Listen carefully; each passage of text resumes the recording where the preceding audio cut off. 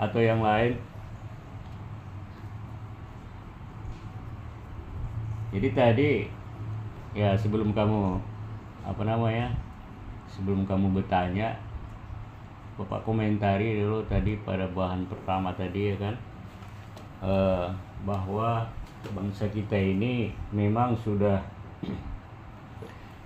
tidak asing lagi tentang kepercayaan kepada yang gaib, pertama sekali kepada Tuhan yang Maha Esa, Allah Subhanahu wa Ta'ala itu. Karena kita lihat tadi sejarah bangsa kita memang banyak yang percaya ya, pada umumnya ya percaya kepada roh ya, pada yang gaib. Cuma sayangnya pada saat ini generasi kita atau generasi milenial ini agak enggan berbicara tentang yang gaib. Itu kenapa itu? Siti Aisyah, coba Siti Khadijah ada?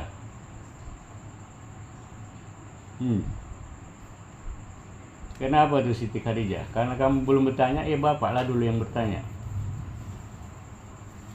Kenapa enggan ini generasi milenial nih untuk mengkaji soal yang gaib itu? Sementara leluhur kita dari dulunya itu sudah tidak asing lagi kepada yang gaib itu. Mereka memang selalu melakukan berinteraksi dengan yang gaib itu. Sekarang kenapa diabaikan gitu ya?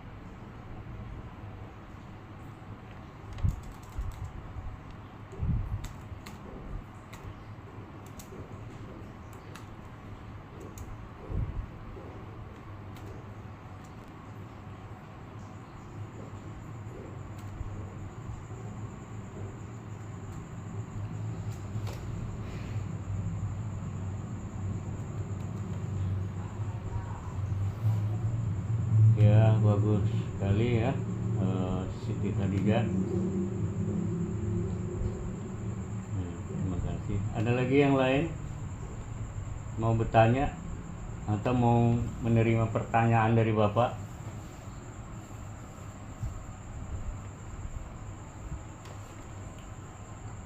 Jadi sebagaimana komentar Bapak sebelum-sebelumnya ya, baik di pengantar metafisika maupun pada materi yang lewat, bahwa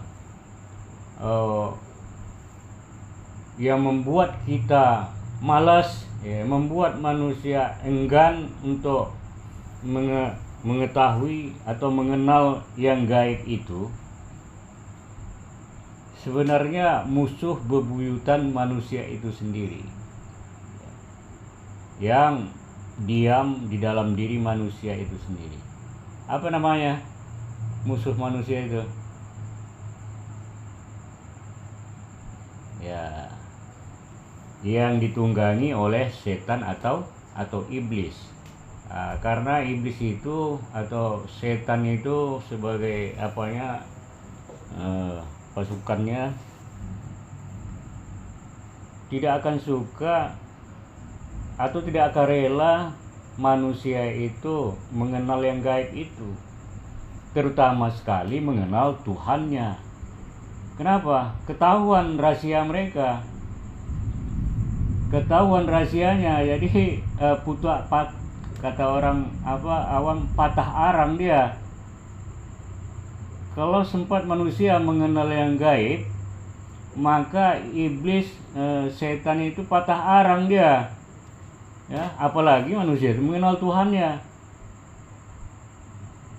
Jadi bahaya sebenarnya manusia itu tidak mengabaikan sisi metafisik, sisi yang gaib itu. Karena yang gaib itu juga bagian dari diri kita.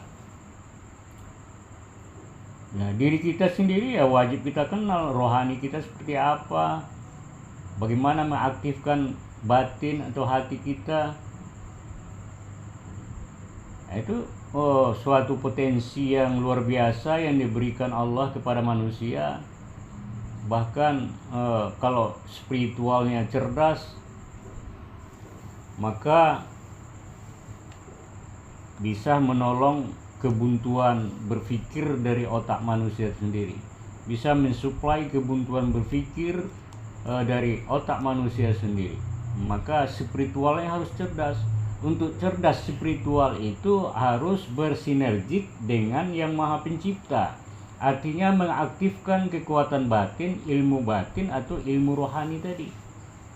Yang di dalam Islam disebut ilmu sufistik, ya, disebut ilmu sufistik, bukan ilmu mistik ya, tapi ilmu sufistik ya. Atau metafisika ketuhanan ini aplikasinya itu kan ada praktikumnya, praktek metafisika ketuhanan. Bagaimana kita terhubung dengan Tuhan. Nah, itu praktek metafisika ketuhanan. Bagaimana manusia bisa kembali kepada Allah di dunia. Itu praktek taubatan nasuha.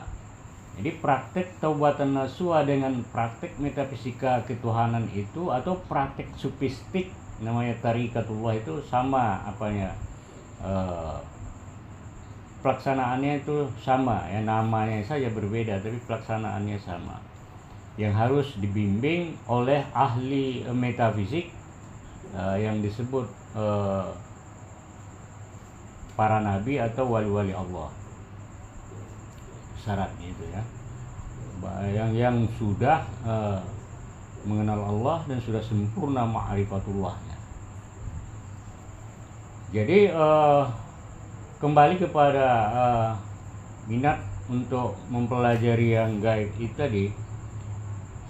Yang penting lagi bagi kita mengetahui yang gaib itu, bahwa di dalam perang ya, di dalam istilah namanya di dalam suasana perang, yang mana setiap saat kita ini dalam suasana perang melawan pengaruh iblis tadi atau pengaruh setan yang menunggangi hawa nafsu manusia. Ya.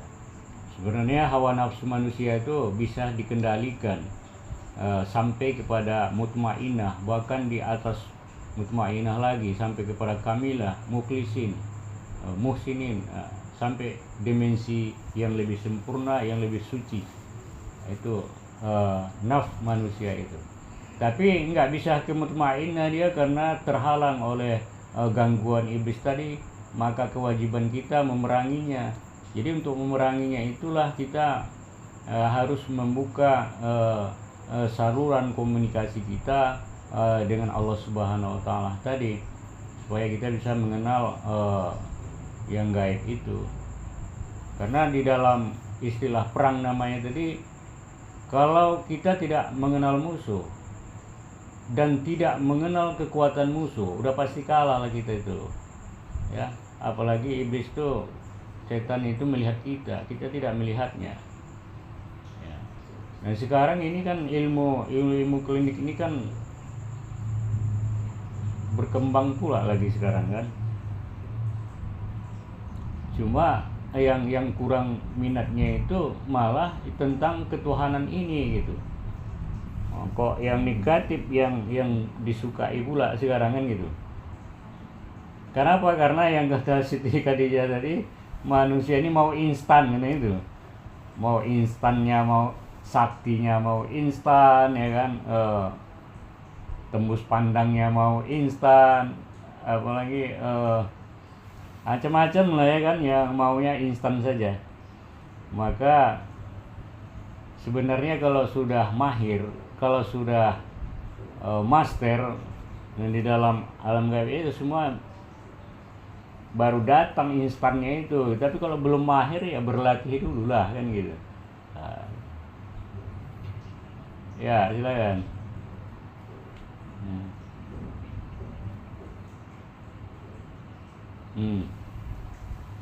Ya itu langkah-langkahnya. Jadi langkah-langkah untuk menjadi sufistik itu harus mengosongkan diri, mengisi diri, baru membuktikan penjelmaan menyaksikan kebenaran Sang Pencipta itu. Jadi pengosongan diri itulah taubatan nasuha. Itu praktek sufistik itu. Pengosongan diri itu namanya itu taubatan nasuha. Taubatan nasuha itu artinya kembali kepada Allah. Tubu ilallahi taubatan nasuha, kembalilah kamu kepada Allah dengan sungguh-sungguh ya. Dengan sungguh-sungguh dalam bimbingan walia mursida. Kalau kita hidup di zaman Rasulullah ya dibimbing oleh Rasulullah. Kalau kita hidup di zaman sekarang, carilah wali Allah yang soleh, yang sudah sempurna ma'rifatullahnya, yang bersanad ilmu zikirnya sampai kepada Rasulullah, sanad yang sahih, kemudian ma'rifatullahnya memang sudah sempurna dan sudah layak menjadi seorang wali Allah yang mampu membimbing umat untuk mengenal Allah Subhanahu wa taala. Jadi taubatan nasuha itu tetap istiqomah gitu ya. Bukan sekali taubat aja kemudian nanti dibuat lagi kesalahannya. Itu istiqomah dia. Setiap saat dia melaksanakan taubatan nasuha itu. Ada metodologinya nanti kalau kita sudah melaksanakan praktikumnya. Nah, kemudian baru diisi pakai apa? Jadi rohani itu dikosongkan dari hal-hal yang negatif, dari sifat-sifat negatif, kemudian diisi pakai apa? Jadi diisilah rohani itu dengan ketakwaan kepada Allah, amalan-amalan ketakwaan. Terutama sekali tentu link untuk berkomunikasi dengan Allah.